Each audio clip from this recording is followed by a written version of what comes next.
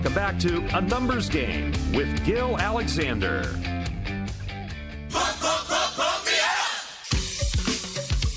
Yes. What do you know about this, Jeff? You know nothing about this, do you? This is Trouble Funk back in the day, 1982. And for those of us who grew up in Washington, D.C., it is a momentous day this morning. Washington Nationals, World Series champions. This gentleman grew up in D.C. as well, and it's our pleasure to have him on the show. You know him as the host of SportsCenter with Scott Van Pelt. Most notably know him as the host of that show. I know him also as the fantasy football champion that unseated me as fantasy football champion from the league that I was unmercifully kicked out of for no reason. Ladies and gentlemen, Scott Van Pelt. Good morning, Scott. Gill, what's happening, man? How you doing? How I'm good. Did you get the Trouble Funk right there? Did you enjoy that? Did you hear that? Well, I love it. I failed last night because I meant to do "Let's Get Small" when someone hit a home run, but I felt like it was a World Series highlight, not like a June highlight where you could just do Trouble Funk lyrics over highlights. So I played it straight on the Howie Kendrick home run, and just, you know, I figured World Series Game 7, just, you don't need to try to be too cute to be clever. But of course, we love the Trouble Funk. Okay, I knew you'd appreciate that. Next Back to School Boogie, by the way, as I mentioned, tickets on me. That's a reference for 5 people out there. All right, so let me just ask you. Let me ask you this: did you grow up an Orioles fan? And so is this Nationals thing kind of, it's foreign yet familiar, sort of how I'm looking at it? Yeah, that's well put. I mean, all of my friends have become Nationals fans, and I understand why. They live much closer to Nats Park than they do to Camden Yards, and over time, as they have gotten older and had kids who wanted to go to games, it just became way easier to do. And if we're being honest, the Nationals have been better. So you have a better team that's closer, and that's what has happened. They have become really, really passionate Nationals fans. Like my mom and my aunt, which this is really cool. Like they grew up in D.C. going to Senators games with my grandpa, who's from New York City and was a Yankee fan. So I got them tickets to Game 3. And so my mom and my aunt, and we're talking like 60 some odd years after 70 years maybe even after they started going to games as little girls were at the World Series. So they have been into it. My friends are into it. I'm into it from my city and like my area. But is it for me? It is not. I remain an Oriole fan, and I can't just glom onto it like it belongs to me, because it doesn't. So it's a strange thing to be really psyched, and yet it's not the team that I root for, who I'm celebrating for. It's exactly how I feel. Too young for the Senators, too old for the Nationals is how I put it, transplanted out of D.C. There you go. We're talking to Scott Van Pelt, at Not the Fake SVP, when he chooses to tweet over there on Twitter. So I'd be remiss if I didn't start with this here with you, which is obviously Bad Beats is the segment that most listeners to this show would glom onto from your version of SportsCenter. And you and Stanford Steve do a wonderful job with it weekly. And I'm curious, I've never had a chance to ask you this. First of all, do you acknowledge that your place, and based on your platform, based on your execution of that you have this place in the trajectory of sports betting history in this country that is actually a very large one? First of all, do you acknowledge that? Secondly, if you do you embrace that? And third, how do you get, what's the reception from the ESPN brass in the first couple years of you doing this, or not even 2 years, but even beyond that now? Sure. I mean,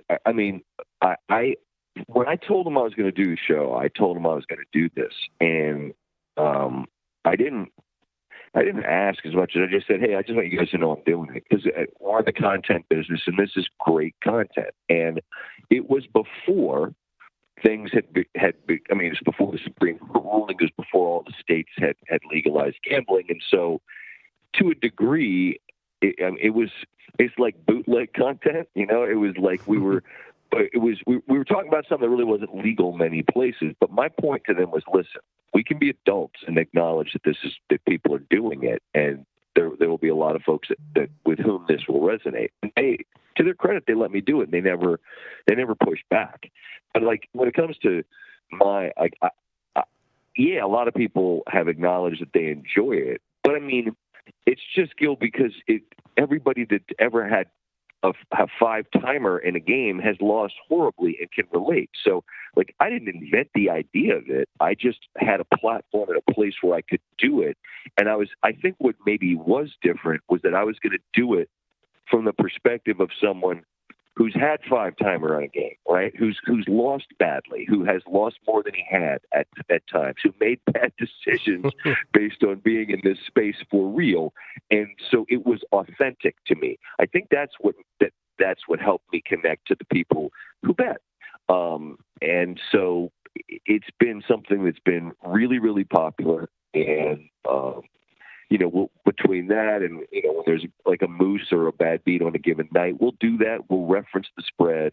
And it's, we were ahead of the curve to a degree. But again, I don't want to make it out like I was Christopher Columbus. Or maybe that is the best way to say it. Like I was Christopher Columbus. Like I get credit for discovering something. There were people there. You know what I'm saying? Like it wasn't like I found a place that no one else had ever seen before.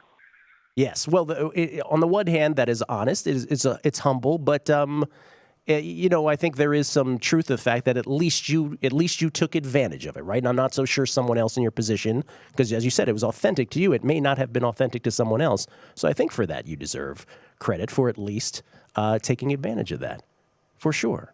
Well, I mean, we're in the content business, and it's great content. Yeah, for sure. And you guys do a wonderful job with it. Let me ask you about some specific things. Yesterday around town, I went ahead and I should be ashamed of myself because I was kind of greedy. I went around town just grabbing every Chase Young Heisman Trophy number I could find. And I kind of, it doesn't really take a lot to move a market like that. Your thoughts on the possibilities of a defensive player like Chase Young winning the Heisman? What was it? Like 14 to 1, something like that? Oh, Scott. 30 to 1, 30 to 1, 25 to 1, 22 to 1. Really? Yeah. Now it's not there anymore. Well, I apologize. I bet it is. I think the word value gets used a lot by people that want to sound smart when they talk about gambling. And it makes sense on occasion, but it's like people that don't really understand the topic, use the word so they can sound cool. I think there's real value in that long a number because the odds are better than that. Having said that, Gill, I don't think he'll win. And the reason I did it on the show the other night, that watching him against Wisconsin, it felt like the topic was exploding. Young for Heisman. Simply because if you have eyes and you watch the game, number 2 on defense was the best football player on the field. Period. And Ohio State has a good number 2 on offense, too, J.K. Dobbins. Part of what will hurt Young, in my opinion, is there are a couple of Heisman candidates on his team on offense. The bigger part that will hurt him in terms of winning is that there are a number of quarterbacks that play for highly rated teams, most notably Joe Burrow, who I think are more likely to win just because offensive players are, by and large, the players who have won, specifically quarterbacks. So I think the prices you got on Young are a joke. His odds are better, but I don't think the odds are great that he'll ultimately win. So I want those tickets because you never know. I just think Burrow's the guy. I assume he's the one who's got the shortest odds right now. He does, and he's the one I'm most worried about, obviously. Yes, for sure. He is the short shot right now. What on a nightly basis when you go in, and I'm just sort of riffing on this, Scott, but when you go in, you have your routine every day. You've done this for a long time now. It's a dream job. Look, all of us here at VSiN, let alone at someone like ESPN, for goodness sake, we all are just wonderfully blessed people. What turns you on a day-to-day basis? Like, have you gotten to the point where there's specific things more than others that turn you on? Are you always jacked up to go in? What floats your boat at this point? The result, the outcome, the things that happen that can't be scripted. Last night, it's a cool thing for the city, but it's an incredible thing from the sports fans' perspective. Like think of the Nationals' narrative. They couldn't win playoff games. They didn't just lose; they lost in the most gruesome ways possible. And then they come back in the 8th inning, 6 outs from being able to advance or be eliminated. 6 outs away from being eliminated. Josh Hader on the mound. They win. They're 6 outs from being eliminated against the Dodgers. Kershaw on the mound. They win. They come back down on the road in Game 6 and 7 of the World Series against 107-win Astros. They win, and they win. And so what floats my boat and really gets me excited every day is like, that's my job, is to go in and watch games and see things happen that as I sit here right now talking to you, will be there tonight. I haven't got a clue what they'll be.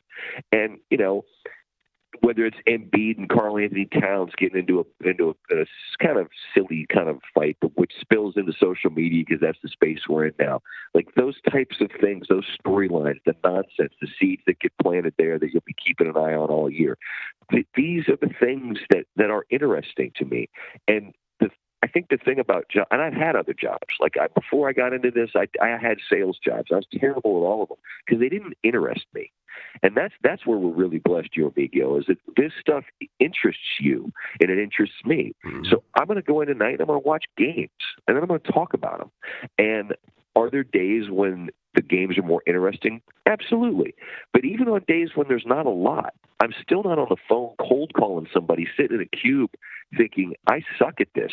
And I've done that. And I think I'm better at this because it doesn't take a lot to be good at this. It just takes, you just have to pay attention, and it's not hard to do. So, I'm grateful that this many years in the game, like I still feel that way, but I don't feel like I deserve any credit for it because anybody that's listening to us right now feels the same way about games as you and I do. Yeah. Well, listen, I don't want to end it with something cliche, but I feel remiss if I didn't ask. It's the old, what do you think you're doing with the show? I assume you'll still be with the show. Who knows? We don't want to talk about any other possibility. But if you're still doing this show or whatever you're doing, what do you think the gambling trajectory of that will be? How big of a part of that pie will gambling be? For me personally, I don't see it being more. That was what was interesting is that when this happened, and you and I had dinner like not long after this happened, and this is a conversation that you and I have had off air that I'm happy to have here. I think doing it and talking about gambling is really difficult, and I think you do it really well because, as you and I know, our friends who are listening that are gamblers, it's a tough crowd to please because everyone hates you because you suck and they're great because they know how to do it and you don't. Right. And all they really want are picks. And then if you give them picks and they win, then they just want more picks to win, and they're going to tell you you're going to regress. And then when you lose, they're going to tell you suck again. So it's kind of a no-win game in terms of pleasing the people that the content will be for. So I never imagined I would do a great deal more. We'll do bad beats because they're fun. We'll do the occasional moose. I'll reference spreads when they happen. I'll give picks during football because that's just something that it's fun to do, although it's incredibly stressful because you want to get them right. But beyond that, like I just can't see that I'm going to shoehorn the content in because for me, I've always felt like it was like a pinch of salt or sugar. I'm just using it to sort of season the rest of it. I don't want to spoon on sugar, teaspoons of it, because then I think it's for my content, it would be too much. So I don't think I'm doing much more than I'm doing now, because what I've always felt like what I did was just enough to keep it interesting for our viewers and for me. I mean, the one caveat I'd say is the way things have changed in our business, the way things have changed in my career, to say that it wouldn't become something I did more of, I can't say it wouldn't, but my plan is not to add more, no. Very honest answer, and you know how I feel about the first part of that. 100% agree. It is a very sort of tough thing to please everybody, and that is the understatement of the year. Scott, I appreciate it, man. You're immense for coming on. And let me just say this, and you would never say this about yourself, but it is very rare that you have someone in sports media, beyond betting now, we're just talking about sports media, that is universally beloved. And I think you're about as universally beloved as anybody. So whatever you're doing, man, just keep doing it. You are pitch perfect always, and we love you. Thanks for coming on, man. Well, that's really, really kind to say. I'm just a dude that got lucky, and I'm just trying to stay that way, bro. So win them all, and thanks for taking my call. I appreciate you, bro. Well, you're very welcome. Scott Van Pelt, host of course, SportsCenter with Scott Van Pelt, right here on A Numbers Game at VSiN. And again, you can follow him on Twitter when he's not on SportsCenter at NotTheFakeSVP. Bill, how about that? A little Crackman and Van Pelt in the same hour. That's pretty cool. Yeah, no, he had. I like what he said too. I really do. I like, he said 5 times in the beginning. No one even knows what that means. That's the old way you used to call your bookmaker. Yes. Give me 5 times. Every times was $5. That's so right. 5 times was $25. I didn't think it was my place to interrupt there, but I thought it was hysterical because that's how you know he's authentic. That's how you know he's authentic. That's right. He's talking 5 times, and I'm like, these kids don't know what times means. 5 That's times. the way you used to call betting. Yes. You say, give me 20 times, it's $100. That's the way, every time was $5. So give me 20 times on the Jets. This way, if anyone's listening on the phone, they say, oh, he's not betting dollars, he's betting times. Yeah, okay, give it a break. Super great dude, and what you see is what you get. Just it comes through. Absolutely great dude. Of course, SportsCenter with Scott Van Pelt. Was it five nights a week? 6? It seems like he's on all the time, Jeff. But it's 5 nights a week, of course, on ESPN. We'll come back. We'll wrap it up with Crackman, find out what he wrote at Gaming Today. And he's got a little golf shout that he wants to give out to his buddy who's making him a lot of money here on A Numbers Game right here at VSiN.